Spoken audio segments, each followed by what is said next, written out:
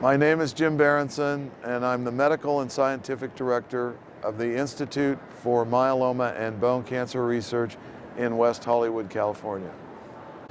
I'm here at the ASCO meeting presenting the results of our clinical trial entitled Results of the Dose Escalation portion of a phase 1/2 study known as CHAMPION-1, investigating weekly Carfilzomib in combination with dexamethasone for patients with relapsed or refractory multiple myeloma. As we're all aware, proteasome inhibition is shown to be an effective modality of treatment for multiple myeloma. We now not only have bortezomib, but in the last 2 years, Carfilzomib approved as a treatment for patients with relapsed or refractory myeloma. The current schedule of the drug is twice daily, weekly for 3 weeks out of 4, and has been in animal models shown to be better than once a week dosing. However, no clinical trials have evaluated other schedules than the 2 days a week schedule.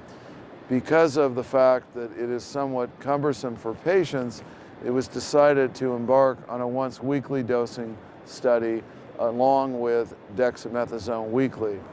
The idea was to start with a phase 1 study to figure out what the maximum tolerated dose would be of once a week dosing along with weekly dexamethasone at a fixed 40 milligram dose, and then to move on to phase 2 once we establish the maximum tolerated dose in the phase 1 of Carfilzomib. So in this dose escalation phase 1 portion of the trial, patients in the first cohort received 45 milligrams per meter squared once weekly for 256, 370, and 488.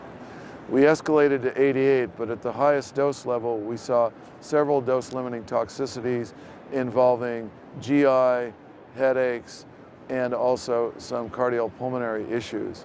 As a result, the maximum tolerated dose was established to be 70 milligrams per meter squared, which was well tolerated, and that cohort was expanded with additional patients, and it was shown to be safe and established the basis for phase 2 dosing, which is ongoing presently.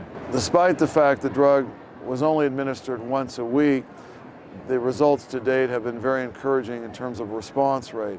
Among all patients, responses were observed in approximately 2/3 of patients, and clinical benefits in 3/4. At the maximum tolerated dose, albeit small numbers, only 15 to date, similar percentages of both overall response as well as clinical benefit rates were observed.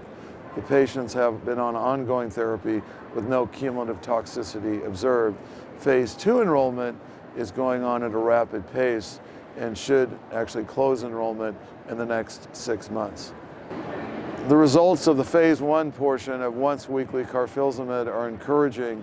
We've now established the maximum tolerated dose to be 70 milligrams per meter squared, and at that dose seem to see excellent activity and good tolerability.